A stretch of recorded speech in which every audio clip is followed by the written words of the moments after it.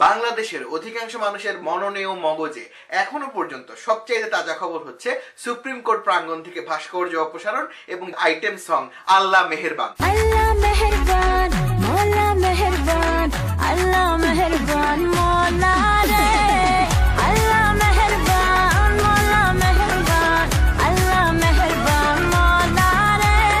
দুইটা ঘটনার পিছনে খুবই কমন একটা মার্কেটিং স্ট্র্যাটেজি রয়েছে, সেটা হচ্ছে ধর্মীয় অনুভূতিকে ব্যবহার করে নিজেদের সিনেমার প্রমোশন করা। জাজ মাল্টিমিডিয়া প্রচার করছে তাদের সিনেমা বস 2, আর আওয়ামী লীগ সরকার প্রচার করছে তাদের আপকামিং সিনেমা নির্বাচন 2018। নির্বাচনের আগে সব পক্ষকে তুষ্ট করতে হাঁটলেন বড় স্বপ্ন আর বড় পরিকল্পনার পথেই। 17-18 অর্থ বছরের বাজেট উপস্থাপন করবেন। সবকিছুর মূলে ভোটের রাজনীতি। খুব কৌশলে করের বোঝা ঠিকই বাড়িয়েছেন জনগণের উপর। ব্যাংক হিসাবে কমপক্ষে 1 লাখ টাকা থাকলে আবগারি শুল্ক দিতে হবে 800 টাকা। মহামতি অর্থমন্ত্রী খেয়াল করলেন যে বাংলাদেশে অনেকগুলা আইডল মানি পড়ে রয়েছে, এই টাকাগুলো অর্থনীতিতে বিনিয়োগ হচ্ছে না। কাজেই তিনি একটা মহান বুদ্ধি বের করলেন, যেটা হচ্ছে কেউ যদি ব্যাংকে টাকা রেখে দেয় সেই টাকা থেকে আমি কিছু টাকা মেরে দিব, যাতে করে সেই টাকা মেরে দেওয়া এড়ানোর জন্য সেই লোক সেই টাকাটা বের করে নিয়ে অর্থনীতিতে ইনভেস্ট করে। মারাত্মক একটা পরিকল্পনা, অব্যর্থ বুদ্ধি। কইতো যদি আমানতকারীদের বাসায় তোষক না থাকতো। এখন এই টাকাগুলো ব্যাংকের থেকে উইথড্র হবে আর বিছানার তোষকের মধ্যে ডিপোজিট হবে। বাংলাদেশে কিন্তু প্রচুর পরিমাণ মানুষ টাকার উপরে ঘুমাতে পছন্দ করে। তারা ব্যাংকে টাকা না রেখে তোষকের ভিতর, জুতার বাক্সের ভিতর বিভিন্ন জায়গায় ক্যাশ টাকা রেখে দেয়। বাংলাদেশ ব্যাংক দীর্ঘদিন ধরে এই আইডল মানিগুলাকে তোষক থেকে বের করে ইকোনমিতে ঢুকানোর জন্য প্রচুর কাজ করে যাচ্ছে, কিন্তু তারপরেও বাংলাদেশের সাধারণ উদ্যোক্তারা ঋণ নিচ্ছেন না, তারা অর্থনীতিতে বিনিয়োগ করছেন না। কেন? কারণ বাংলাদেশের বিনিয়োগ বান্ধব পরিবেশ সৃষ্টি করা যায় না। ডুইং বিজনেস র্যাঙ্কিং এ সারা পৃথিবীতে 189টা দেশের মধ্যে বাংলাদেশের অবস্থান 178। বিশ্বের দরিদ্রতম এবং দুর্বলতম অবকাঠামোর দেশগুলো যেমন Sierra Leone, Ethiopia, Burkina Faso আর নাইজারের থেকেও বাংলাদেশের অবস্থান পিছনে। এমনকি যুদ্ধ বিধ্বস্ত সিরিয়া এবং পূর্ব তিমুরের থেকেও বাংলাদেশ পিছনে। কাজেই যদি সরকার আসলেই একটা বিনিয়োগ বান্ধব বাজেট তৈরি করতে চাইতো, তাহলে সবচাইতে বেশি অর্থ এবং মনোযোগ দেওয়া দরকার ছিল এই অংশগুলোর উন্নয়নে। কিন্তু সেখানে না দিয়ে প্রচুর পরিমাণে টাকা বরং বিনিয়োগ করা হচ্ছে বাংলাদেশের স্ক্যান্ডাল কুইন অর্থাৎ ব্যাংকিং খাতে। 2012 সালে সোনালী ব্যাংকের নানা কেলেঙ্কারিতে অর্থ আত্মসাতের পরিমাণ প্রায় 4,500 কোটি টাকা। জনতা ব্যাংকের বিসমিল্লাহ গ্রুপ কেলেঙ্কারিতে অর্থ আত্মসাৎ করা হয় 1100 কোটি টাকা। 2013 সালে বেসিক ব্যাংক কেলেঙ্কারিতে লোপাট হয় আরো প্রায় 4,500 কোটি টাকা। এতগুলা কেলেঙ্কারি আর বেহিসাবি ঋণ দেওয়ার পরেও এই রাষ্ট্রায়ত্ত ব্যাংকগুলো বাজারে টিকে আছে শুধুমাত্র বছরের পর বছর সরকার কর্তৃক জনগণের টাকা দিয়ে তাদের মূলধন পুনর্গঠন করে দেবার কারণে, যার কারণে তাদের কিনা এখন আর রেসপন্সিবলি ঋণগুলো দেওয়ার কোনো ধরনের ইনসেন্টিভই নাই। এই বছরেও কৃষক আর শ্রমিকের দেওয়া ভ্যাটের পয়সার 15,000 কোটি টাকা এই ব্যাংকগুলোর মূলধন পুনর্গঠনের জন্য দেওয়া হচ্ছে, যাতে করে কিনা তারা আবার নতুন উদ্যমে এইসব বেহিসাবি ঋণ দিয়ে বেড়াতে পারে। But this is rubbish. I'm a nigga with an attitude, thanks to y'all. And I don't give a fuck, I keep it gangster, y'all. I'm a vibe for my side in the... এখন তিনি বলতেছেন যে বাংলাদেশে অভ্যন্তরীণ বিনিয়োগ হচ্ছে না কালো টাকার কারণে। আচ্ছা ভাই, টাকা আবার কালো কেমনে হয়? এই টাকা কালো হয়ে গেছে কারণ এই টাকার মালিকরা সরকারকে ট্যাক্স দিতে চাচ্ছে না, এবং এই কারণে সেই টাকা নিয়ে দেশের বাইরে কোথাও বিনিয়োগ করছেন, যেটা কিনা বলা হচ্ছে পাচার করা। কিন্তু তার আগে সরকার যে তার উপর বারংবার ট্যাক্স বসিয়ে দিচ্ছে এবং তাদের এই দেশে ব্যবসা করাটা প্রায় অসম্ভব করে তুলছে, সেটা নিয়ে কিন্তু কেউ কখনো কথা বলছে না। বলেন তো কেন ব্যবসায়ীরা এই টাকাটা বাংলাদেশে বিনিয়োগ না করে সিঙ্গাপুরে বিনিয়োগ করে? Low tax rates and tax incentives continue to attract entrepreneurs around the world to set up their business companies in Singapore. Effective tax rate is 17% on companies, the lowest in the world. শুধুমাত্র সিঙ্গাপুরই নয়, এশিয়ার যে কয়টি স্বল্প আয়তনের রাষ্ট্র গত কয়েক দশকে অসম্ভব পর্যায়ের অর্থনৈতিক প্রবৃদ্ধি দেখেছে, তাদের প্রত্যেকে কিন্তু তাদের কর্পোরেট ট্যাক্সের হার রেখেছে সর্বনিম্ন পর্যায়ে এবং অপরাপর ট্যাক্সের হার রেখেছে সহনীয় পর্যায়ে, যার কারণে কিনা সারা পৃথিবী থেকে বিনিয়োগকারীরা এবং তাদের দেশের আভ্যন্তরীণ বিনিয়োগকারীরা সেই দেশের অর্থনীতি বিনিয়োগ করছেন। আর বাংলাদেশে আমরা আমাদের উদ্যোক্তাদের গলা টিপে ধরছি। যে সকল খাতে আমরা সবচেয়ে বেশি আর্থিকভাবে লাভবান হচ্ছি, ঠিক সেই সকল খাত থেকে উৎস কর কেটে নেওয়া হচ্ছে এবং গত অর্থ বছরে এই খাত সংখ্যা ছিল 52টি এবং এইবার সেটি বাড়িয়ে করা হয়েছে 61টি। যেই গার্মেন্টস খাতের উপর ভর করে বাংলাদেশ সারা বিশ্বে পরিচয় অর্জন করে নিয়েছে তার উপরে উৎস কর চাপিয়ে দেওয়া হয়েছে।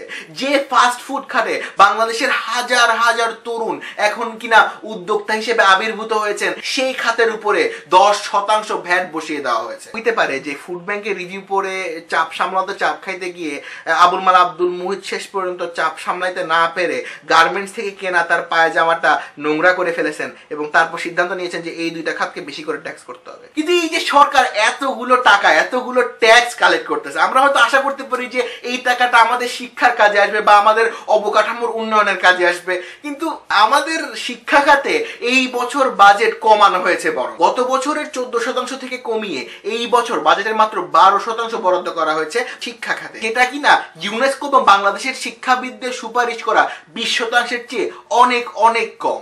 আর এই 12% মধ্যে অর্থাৎ 50,000 কোটি টাকার মধ্যে 35,000 কোটি টাকাই যাবে কিনা অনুন্নয়ন খাতে অর্থাৎ শিক্ষক কর্মচারীদের বেতন ভাতার কারণে। তারপর যে ফুটা পয়সা থাকবে সেটা শিক্ষার কতটুকু মান উন্নয়ন হয় সেটা আর বলার অপেক্ষা রাখে না। আর এই অনুন্নয়ন ব্যয় শুধুমাত্র শিক্ষা খাতের জন্য না, সমগ্র বাজেটের জন্য একটা বিশাল বোঝা হয়ে দাঁড়ায়। মোট আদায়কৃত করের 11% অর্থাৎ শিক্ষা খাতের সমগ্র বাজেটের প্রায় সমান পরিমাণ টাকা যাচ্ছে সরকারি আমলাদের বেতন আর পেনশনের টাকায়। কেন এত বেশি টাকা খরচ করা হচ্ছে বলেন তো তাদের পিছনে? যাতে করে তারা সরকারের কোনো কাজের বিরোধিতা না করে। এর আগেও একজন মহান রাজা দীর্ঘদিন ধরে একই উপায়ে ক্ষমতায় টিকেছিলেন। এসো সবাই এসো, লজ্জা কি? শিল্পমন্ত্রী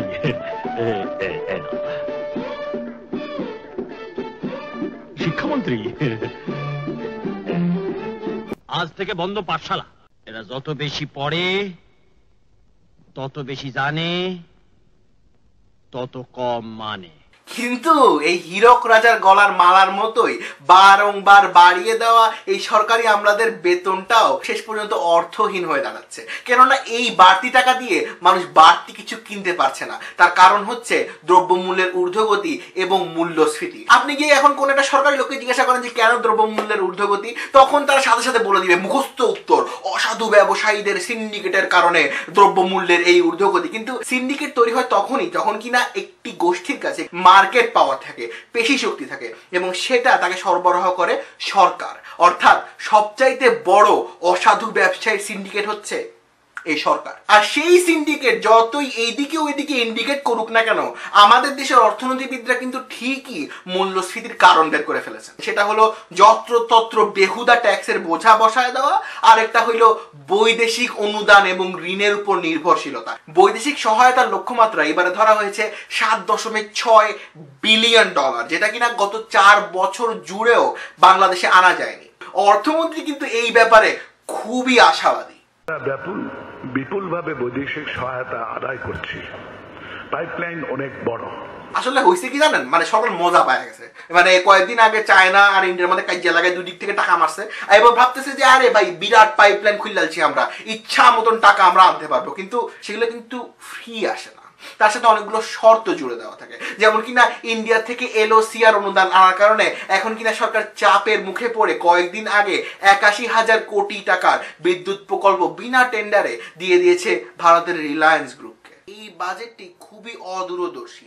এই বাজেটে তুমুল সরকারি বিনিয়োগের ভিড়ে চাপগ্রস্ত ট্যাক্সগ্রস্ত হয়ে দেশীয় বিনিয়োগের হারিয়ে যাওয়ার সম্ভাবনা তৈরি করা হয়েছে। আর তারপরেও শত ট্যাক্স ঠেলেও যদি কোনো দেশীয় বিনিয়োগকারী পণ্য উৎপাদন করে ফেলেন, সেই পণ্য যাতে দেশীয় ভোক্তা কিনে ব্যবহার করতে না পারে তার জন্য সেই ভোক্তার উপরে ভ্যাট বসানো হয়েছে।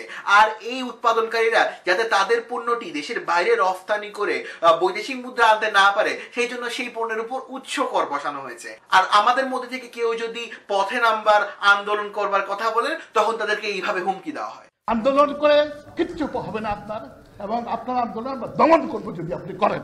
অর্থমন্ত্রীর এই ধরনের ভাষার ব্যবহার প্রমাণ করে সাধারণ জনগণের কাছ থেকে ভ্যাট, ট্যাক্স, আবগারি শুল্ক হেন তেন বলে তারা সেই টাকাটা নিয়ে জনগণের কাজে তো ব্যয় করবেই না, বরং নিজেরা ক্ষমতায় টিকে থাকবার জন্য বিভিন্ন জায়গায় বেহিসেবি খরচ করতে থাকবে। কাজে আমাদের সংঘবদ্ধ হতে হবে, শ্রমিকের এবং উদ্যোক্তার, কৃষকের এবং ব্যবসায়ীর আর রুখে দাঁড়াতে হবে, যাতে করে তারা আমাদের পরিশ্রমের সঞ্চয় থেকে টাকা চুরি করে নিয়ে যেতে না পারে, যাতে করে তারা আমাদের ভোগ্যপণ্যের দাম আর্টিফিশিয়ালি বাড়িয়ে তুলতে না পারে, যাতে করে এই মুক্ত স্বাধীন দেশে আমরা মুক্তভাবে নিজেদের অর্থনৈতিক সমৃদ্ধি নিশ্চিত করতে পারি, যাতে করে আমরা মাথা উঁচু করে বলতে পারি যে আমাদের এই দেশে সুবিধাবাদের রাজনীতির ঊর্ধ্বে সহযোগিতামূলক অর্থনীতি, এবং যাতে করে সারা বিশ্বের বুকে মাথা উঁচু করে দাঁড়িয়ে বলতে পারি যে আমাদের এই বাংলাদেশে রাষ্ট্রের ঊর্ধ্বে জনতা। সবাইকে ধন্যবাদ সাথে থাকার জন্য।